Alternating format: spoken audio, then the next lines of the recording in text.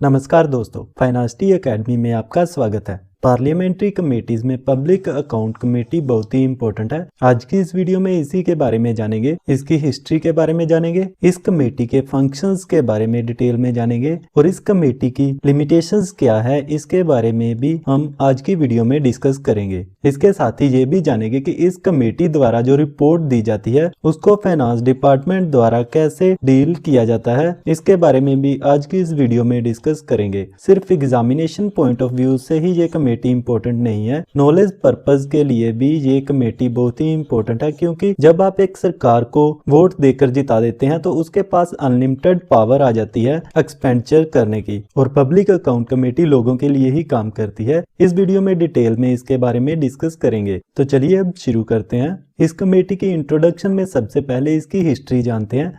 तो देखिए, सबसे पहली बार जो पब्लिक अकाउंट कमेटी है 1921 में बनाई गई थी, और ये बनाई गई थी मोंटेग क्लेम्सफोर्ड रिफॉर्म्स के बाद गवर्नमेंट ऑफ इंडिया एक्ट 1919 के प्रोविजंस के अंडर। तब से ही ये कमेटी काम कर रही है, और अब देखिए देश आजाद हो चुका है और जो गवर्नमेंट ऑफ इंडिया एक्ट 1919 है वो भी खत्म हो चुका है। तो अब अगर हम बात करें कि ये किन प्रोविजंस के अकॉर्डिंग अभी तक कमेटी काम कर रही है, तो यहाँ पर देखना होगा कि कॉन्स्टिट्यूशन में इसका प्रोविजन नहीं है। तो इस कमेटी को सेंट्रल लेवल पर जो लोकसभा के रूल्स हैं, जिनको rules of procedure and conduct of business बोला जाता है, उनके रूल 308 के अकॉर्डिंग कॉन्स्टिट्यूट किया जाता है। और यहीं पर देखिए इनमें लिखा गया है कि इसके मैक्सिमम 22 मेंबर्स हो सकते हैं। आप गूगल में सर्च कीजिएगा तो इन रूल्स को आप जाकर देख सकते हैं, जिनमें आपको ये सारे प्रोविजंस मिल जाएंगे। और यहीं पर आपको बता दें कि इस कमेटी में टोटल 22 मेंबर्स में से 15 मेंबर्स लोकसभा में से लिए जाते हैं और 7 मेंबर्स राज्यसभा में से लिए जाते हैं, और ये प्रोविजन रूल 309 में बनाया गया है। और यहीं पर देखिए अभी साल 2023 चल रहा है, और पंजाब स्टेट की बात करते हैं तो पंजाब स्टेट में सिर्फ विधानसभा है और विधान परिषद नहीं है। तो पंजाब स्टेट में करंटली जो बात करें total 13 members public account committee में हैं, और जो ओपोजिशन पार्टी के सीनियर लीडर तृप्त राजिंदर सिंह बाजवा इस कमेटी के चेयरमैन हैं। जो चेयरमैन और मेंबर्स हैं वो पॉलिटिकल पार्टी से बिलोंग रखते हैं। तो इसका मतलब कि उनको टेक्निकल नॉलेज इतनी ज्यादा नहीं भी हो सकती है और हो भी सकती है, और ज्यादा केसेस में हो सकता है कि टेक्निकल नॉलेज उनको ना हो। तो इसलिए सेंट्रल लेवल पर जो सीएजी होता है, controller and auditor general of India, ये इस कमेटी को असिस्ट करता है। और स्टेट लेवल पर देखें तो अकाउंटेंट जनरल है जो वो पब्लिक अकाउंट कमेटी को असिस्ट करता है। यानी कि हम कह सकते हैं कि सेंट्रल लेवल पर सीएजी पब्लिक अकाउंट कमेटी का फ्रेंड है और स्टेट लेवल पर एजी पब्लिक अकाउंट कमेटी का फ्रेंड है। और इसीलिए जब भी सेंट्रल लेवल पर पब्लिक अकाउंट कमेटी की मीटिंग होती है तो सीएजी को, और स्टेट लेवल पर जब भी पब्लिक अकाउंट कमेटी की मीटिंग होती है तो अकाउंटेंट जनरल को मीटिंग में इनवाइट किया जाता है कमेटी को असिस्ट करने के लिए। चलिए, तो पब्लिक अकाउंट कमेटी के मेंबर्स, उनके टेन्योर और अपॉइंटमेंट के बारे में डिटेल में जानते हैं। हमने पहले डिस्कस किया सेंट्रल लेवल पर इस कमेटी में मैक्सिमम मेंबर्स 22 हो सकते हैं, और जैसे कि हमने पहले डिस्कस किया पंजाब स्टेट में इसके 13 मेंबर्स पब्लिक अकाउंट कमेटी में है। और सेंट्रल लेवल पर आपने देखा कि जो मेंबर्स हैं लोकसभा और राज्यसभा दोनों से लिए जाते हैं, तो इसलिए इस कमेटी को joint committee of both houses भी बोला जाता है। और यहीं पर हम बात करते हैं स्टेट लेवल्स की, तो वहां पर भी जिन स्टेट्स में विधानसभा और विधान परिषद होती है वहां पर भी इसकी रेशो डिवाइड की होती है। और यहीं पर बात करें मेंबर्स के टेन्योर की, तो मेंबर्स जो अपॉइंट किए जाते हैं वो सिर्फ और सिर्फ 1 साल के लिए किए जाते हैं, और हर साल मेंबर्स की अपॉइंटमेंट की जाती है। और मेंबर्स कहां से अपॉइंट किए जाते हैं, हमने पहले भी बताया पार्लियामेंट से अपॉइंट किए जाते हैं। पार्लियामेंट यानी कि लोकसभा और राज्यसभा से सेंट्रल लेवल पर, और स्टेट लेवल पर विधानसभा और विधान परिषद से मेंबर्स को अपॉइंट किया जाता है। और यहाँ पर यह भी जानना बहुत जरूरी है कि इनकी इलेक्शन होती कैसे है, क्योंकि जब सेंटर में सरकार बनती है तो जिस पार्टी को मैक्सिमम सीटें प्राप्त होती है तो वही पार्टी सरकार बनाती है। पर पब्लिक अकाउंट कमेटी में ऐसा नहीं होता है। इसमें जिस जिस पार्टी को जितनी जितनी वोटिंग मिलती है उसी प्रोपोर्शन में उस पार्टी के मेंबर पब्लिक अकाउंट कमेटी में पार्टिसिपेट करते हैं। तो इसीलिए इस प्रोसीजर को बोला जाता है principle of proportionate representation by means of single transferable vote. और ऐसा इसलिए किया जाता है ताकि हर पार्टीज की पब्लिक अकाउंट कमेटी में इक्वल रिप्रेजेंटेशन रहे। इसकी हम एग्जांपल ले लेते हैं। मान लेते हैं पार्टी ए है, पार्टी बी है, पार्टी सी है, जिन्होंने इलेक्शन में पार्टिसिपेट किया है।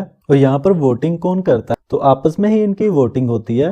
तो जैसे कि अभी 22 मैक्सिमम मेंबर्स हो सकते हैं, पर हम मान लेते हैं कि 100 सीटें हैं पब्लिक अकाउंट कमेटी में और पार्टी ए को 40% वोट्स मिली हैं और पार्टी बी को 30% वोट मिली हैं और पार्टी सी को भी 30% वोट्स मिली हैं। तो इस हिसाब से 40 मेंबर पार्टी ए के होंगे, 30 मेंबर पार्टी बी और सी के 30-30 दोनों के हो जाएंगे और इस तरह से इक्वल रिप्रेजेंटेशन पार्टीज की रहेगी। और यहाँ पर देखिए जो मिनिस्टर है वो भी पब्लिक अकाउंट का मेंबर नहीं बनाया जा सकता है और पहले ही हमने डिस्कस किया कि 1 साल के लिए इनको अपॉइंट किया जाता है। अब बात करते हैं चेयरमैन की। तो देखिए जो पब्लिक अकाउंट कमेटी का चेयरमैन है वो स्पीकर द्वारा अपॉइंट किया जाता है और यहीं पर आपको बता दें कि जब 1966 तक चेयरमैन अपॉइंट किया जाता था तो वो रूलिंग पार्टी से अपॉइंट किया जाता था, पर फर्स्ट टाइम 1967 में ऑपोजिशन पार्टी से चेयरमैन को अपॉइंट किया गया और तब से यही कन्वेंशन चली आ रही है कि पब्लिक अकाउंट कमेटी के चेयरमैन को ऑपोजिशन पार्टी से ही इलेक्ट किया जाता है। और यहीं पर हम आपको बता दें कि जो एस्टीमेट कमेटी होती है उसका चेयरमैन रूलिंग पार्टी से होता है। और यहीं पर एक सिचुएशन आ जाती है कि अगर किसी कारण से चेयरमैन एज ए चेयरमैन काम करने के लिए मना कर रहा है या किसी भी कारण से वो नहीं आ पा रहा है तो स्पीकर के पास पावर रहती है कि वो किसी और मेंबर को चेयरमैन अपॉइंट कर दे।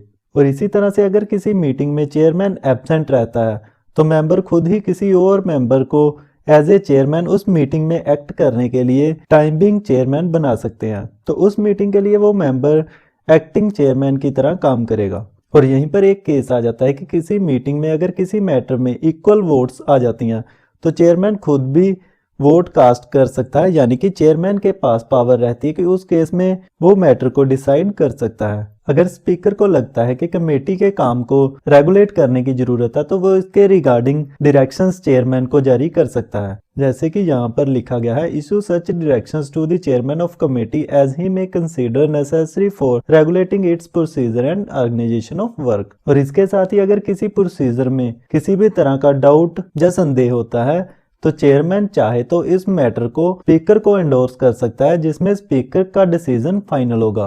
अब बात करते हैं इस कमेटी फंक्शंस क्या करती हैं, यानी कि कमेटी क्या काम करती है। तो डिटेल में काम को समझने से पहले हम समझ लेते हैं कि गवर्नमेंट काम कैसे करती है। तो देखिए गवर्नमेंट के पास बहुत सारे डिपार्टमेंट्स रहते हैं और गवर्नमेंट के जो डिपार्टमेंट्स हैं वो गवर्नमेंट के बिहाफ पर गवर्नमेंट्स की अप्रूवल लेकर काम करते हैं और काम करने के लिए एक्सपेंडिचर करने पड़ते हैं और एक्सपेंडिचर जो गवर्नमेंट डिपार्टमेंट द्वारा किए जाते हैं उनको सीएजी सेंटर लेवल पर और एजी स्टेट लेवल पर चेक करता है और इस चेक करने को बोला जाता है ऑडिट। और जब ऑडिट किया जाता है तो सीएजी सेंटर लेवल पर और एजी स्टेट लेवल पर कुछ रिपोर्ट्स जारी करते हैं। तो यहीं पर बात करते हैं कि जो controller and auditor general of India है यानी कि सीएजी, वो कितने प्रकार की रिपोर्ट्स जारी करते हैं। तो सबसे पहली रिपोर्ट आ जाती है audit report on appropriation account. तो यहाँ पर हम कह सकते हैं कि अप्रोप्रिएट अकाउंट कंपेयर करता है एक्चुअल एक्सपेंडिचर को बजट्स के साथ, यानी कि जो सैंक्शन बजट था,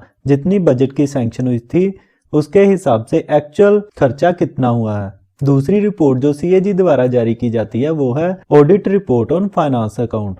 तो फाइनेंस अकाउंट क्या है, तो यहाँ पर देखिए जो फाइनेंशियल अकाउंट है वो स्टेट गवर्नमेंट और सेंट्रल गवर्नमेंट के एनुअल रिसीट्स और डिसबर्समेंट को दिखाता है। तो इस पर भी ऑडिट रिपोर्ट सीएजी द्वारा जारी की जाती है। और जो तीसरी अहम रिपोर्ट आ जाती है वो है audit report on public undertaking. और जो तीसरी रिपोर्ट है इसके लिए कमेटी ऑन पब्लिक अंडरटेकिंग बनाई जाती है, वो काम करती है। तो अब देखिए जो पब्लिक अकाउंट कमेटी है वो जो पहली दो रिपोर्ट्स हमने बताई यानी कि अप्रोप्रिएशन अकाउंट और फाइनेंस अकाउंट्स, इन पर जो ऑडिट रिपोर्ट सीएजी द्वारा दी जाती है या कोई भी और अकाउंट जो लोकसभा या विधानसभा में प्रेजेंट किया जाता है उसको एग्जामिन करती है पब्लिक अकाउंट कमेटी। और यहाँ पर देखिए जो कुछ स्टेट कॉर्पोरेशंस है, ट्रेडिंग कंसर्न है, मैन्युफैक्चरिंग प्रोजेक्ट्स है, जिनकी ऑडिट रिपोर्ट सीएजी द्वारा बनाई गई है उनको भी एग्जामिन करती है पब्लिक अकाउंट कमेटी। और यहाँ पर देखिए जो ऊपर दोनों टास्क दिए गए हैं वो फाइनेंशियल एक्सपेंडिचर से रिलेटेड है। जो कहा गया यानी कि controller and auditor general of India वो स्टोर्स एंड स्टॉक्स पर भी अपनी रिपोर्ट जारी करते हैं, तो उनको भी एग्जामिन करती है पब्लिक अकाउंट कमेटी। और अब देखिए जो ऑटोनमस बॉडी होती हैं, सेमी ऑटोनमस बॉडी होती हैं, जिनके ऑडिट सीएजी द्वारा कंडक्ट किए जाते हैं, उनके अकाउंट को भी एग्जामिन करती है पब्लिक अकाउंट कमेटी। और अब देखिए ये पॉइंट क्या है, तो यहाँ पर देखिए हमने पहले ही बताया कि बजट जो बनाया जाता है उसके बाद जो एक्सपेंडिचर किया जाता है, अगर बजट के हिसाब से एक्सपेंडिचर ज्यादा हो जाए तो इसको भी एग्जामिन करती है पब्लिक अकाउंट कमेटी, और अपनी रिपोर्ट में भी ये सारा डाटा पब्लिक अकाउंट कमेटी द्वारा ऐड किया जाता है। इसके अलावा और कौन कौन से इशू पब्लिक अकाउंट कमेटी द्वारा एग्जामिन किए जाते हैं, पब्लिक अकाउंट कमेटी द्वारा देखा जाता है कि क्या जो एक्सपेंडिचर किया गया है वो लीगल था, और लीगल एक्सपेंडिचर किसको बोलते हैं, जो कि लोकसभा या विधानसभा द्वारा अप्रूव किया गया हो, क्या वही एक्सपेंडिचर हुआ है। तो ज्यादातर देखा जाए तो ये तो जो भी गवर्नमेंट डिपार्टमेंट एक्सपेंडिचर करते हैं तो वो सरकार से लोकसभा द्वारा अप्रूव किया गया होता है, तो इस तरह से लीगल एक्सपेंडिचर ही ज्यादातर किए जाते हैं। और अब देखिए पब्लिक अकाउंट कमेटी ये भी देखती है कि जिस अथॉरिटी को ऑथराइज किया गया था क्या उसी द्वारा एक्सपेंडिचर किया गया है। तो इसके लिए हम देख सकते हैं, जैसे कि अगर हम एग्जांपल देखें कि अगर एजुकेशन के लिए कोई एक्सपेंडिचर अप्रूव किया गया है, क्या एजुकेशन डिपार्टमेंट द्वारा ही उसको स्पेंड किया गया है, क्या उसको हेल्थ डिपार्टमेंट को तो नहीं भेज दिया गया है। तो ये भी चेक करना पब्लिक अकाउंट कमेटी का काम रहता है। और सरकार के पास तो ये भी पावर रहती है कि अगर वो एक पहले अप्रूव किए गए एक्सपेंडिचर को किसी और हेड में ट्रांसफर करना चाहती है तो एज पर रूल्स क्या उस पैसे को और हेड में ट्रांसफर किया गया है या नहीं, ये भी पब्लिक अकाउंट कमेटी द्वारा एग्जामिन किया जाता है। पब्लिक अकाउंट कमेटी द्वारा ये भी देखा जाता है कि क्या जो एक्सपेंडिचर किया गया है वो रूल ऑफ इकोनॉमी, प्रूडेंस और विजडम के द्वारा किया गया है, यानी कि जो खर्चा किया गया है क्या वो मिनिमम है, समझदारी से किया गया है, क्या उस खर्चे की जरूरत थी, क्या वो समझदारी से किया गया है। तो ये भी देखना पब्लिक अकाउंट कमेटी का काम रहता है। इसकी हम एग्जाम्पल देखें कि हम पर्सनली खुद खर्चा घर के लिए करते हैं तो हम देखते हैं कि इस खर्चे की जरूरत है या नहीं, सबसे पहले ये देखते हैं। और उसके बाद जब हम देख लेते हैं कि इसकी जरूरत है तो हम उस प्रोडक्ट या सर्विसेज जो भी हम लेनी चाहते हैं उसको हम देखते हैं कि सबसे कम प्राइस में कहां से वो सर्विस या प्रोडक्ट ले सकते हैं, और उसकी क्वालिटी के बारे में भी हम ध्यान रखते हैं। तो इसी बात को हम रूल ऑफ इकोनॉमी, प्रूडेंस और विजडम बोलते हैं। अब देखिए इतनी सारी पावर्स होने के बाद भी पब्लिक अकाउंट कमेटी की कुछ लिमिटेशंस हैं, तो इसी पर चर्चा करते हैं। तो देखिए जो पब्लिक अकाउंट कमेटी है वो पोस्टमार्टम एग्जामिनेशन करती है अकाउंट्स का। तो जैसे कि गवर्नमेंट द्वारा एक्सपेंडिचर पहले कर दिया गया है और उसके बाद पीएसी द्वारा चेक किया जा रहा है, तो इसको बोलते हैं पोस्टमार्टम एग्जामिनेशन। और इसी पर देखिए जो डे टू डे एडमिनिस्ट्रेशन है, यानी कि जब गवर्नमेंट खर्चा कर रही थी, डिपार्टमेंट एडमिनिस्ट्रेशन खर्चा कर रहा है, उस समय पब्लिक अकाउंट कमेटी का इंटरफेरेंस इसमें नहीं रहता है। तो ये भी इसकी एक लिमिटेशन है कि जब खर्चा गलत हो रहा हो तो ये पब्लिक अकाउंट कमेटी उसको नहीं रोक पाती है। इसके साथ ही जो सबसे बड़ी लिमिटेशन है इस पीएससी की, यानी कि पब्लिक अकाउंट कमेटी की, तो पब्लिक अकाउंट कमेटी द्वारा जो भी रिपोर्ट जारी की जाती है, जहाँ सजेशन या कुछ पॉइंट आउट किया जाता है, वो सिर्फ एक एडवाइजरी होता है, वो सरकार पर बाइंडिंग नहीं है। यानी कि सरकार की मर्जी है कि पब्लिक अकाउंट कमेटी द्वारा दी गई रिकमेंडेशन को माने या ना माने। इसके साथ ही पब्लिक अकाउंट कमेटी के पास पावर नहीं है कि वो किसी एक्सपेंडिचर को डिसअप्रूव कर दे, यानी कि पब्लिक अकाउंट कमेटी ये नहीं कह सकती इस खर्चे को ना किया जाए, यानी पब्लिक अकाउंट कमेटी किसी खर्चे को जबरदस्ती नहीं रोक सकती है। और इसी से हम कह सकते हैं कि ये एक एग्जीक्यूटिव बॉडी नहीं है, यानी कि पब्लिक अकाउंट कमेटी कोई ऑर्डर जारी नहीं कर सकती है। इसके साथ ही अगर गवर्नमेंट द्वारा कोई गलत खर्चा कर दिया गया है तो पब्लिक अकाउंट कमेटी एक्शन नहीं ले सकती है, यानी कि एक्शन लेने की पावर पब्लिक अकाउंट कमेटी के पास नहीं है गवर्नमेंट के अगेंस्ट। और इसी को हम ये भी कह सकते हैं कि पब्लिक अकाउंट कमेटी के पास सिर्फ और सिर्फ पॉइंट आउट करने की, इश्यूज को पॉइंट आउट करने की पावर है पार्लियामेंट में या विधानसभा में। अब बात करते हैं कि पब्लिक अकाउंट कमेटी द्वारा जो रिपोर्ट जारी की जाती है उसको फाइनेंस डिपार्टमेंट द्वारा या डिपार्टमेंट द्वारा डील कैसे किया जाता है, गवर्नमेंट द्वारा डील कैसे किया जाता है। तो देखिए जो पब्लिक अकाउंट कमेटी की रिकमेंडेशन रहती है उसको फाइनल रिपोर्ट में शामिल किया जाता है, और फाइनल रिपोर्ट जो है पब्लिक अकाउंट कमेटी के चेयरमैन द्वारा कमेटी के बिहाफ पर साइन की जाती है। इस रिपोर्ट को विधानसभा, लोकसभा में प्रेजेंट किया जाता है जितनी जल्दी हो सके, और इसको साल के पहले सेशन से ज्यादा लेट नहीं किया जा सकता है। और जब रिपोर्ट को लोकसभा या विधानसभा में प्रेजेंट कर दिया जाता है तो इसकी कॉपीज को सीएजी या एजी के सेक्रेटरी के द्वारा other state legislature, department of finance को भेजा जाता है, ताकि वो फर्दर उसको सभी एडमिनिस्ट्रेटिव सेक्रेटरी या head of departments of the state government, central government को भेजें। और इस रिपोर्ट को जारी करने के बाद डिपार्टमेंट ऑफ फाइनेंस एक्शन लेते हुए सभी हेड ऑफ डिपार्टमेंट को कहता है कि इन रिकमेंडेशन को कंसीडर किया जाए, और इस लेटर की कॉपी को सभी एडमिनिस्ट्रेटिव सेक्रेटरी को एंडोर्स किया जाता है। और जो भी कमेटी की जनरल रिकमेंडेशंस रहती हैं उसको फाइनेंस डिपार्टमेंट द्वारा डील करते हुए ऑर्डर्स जारी किए जाते हैं। और अब अगर हम फाइनल कंक्लूजन निकालें तो कमेटी के पास इतनी सारी पावर होने के बाद भी कोई भी पावर कमेटी के पास नहीं लगती है, क्योंकि कमेटी तो एक्शन कोई ले ही नहीं सकती है। तो इसलिए इस कमेटी का फायदा क्या हुआ? तो यहाँ पर देखिए, जो पब्लिक अकाउंट कमेटी है, इससे एक प्रेशर बढ़ता है गवर्नमेंट डिपार्टमेंट्स के ऊपर, ताकि गवर्नमेंट डिपार्टमेंट अपना काम सही से करें, खर्चा सही से करें, अपना रिकॉर्ड मेंटेन रखें, ट्रांसपेरेंसी लेकर आएं।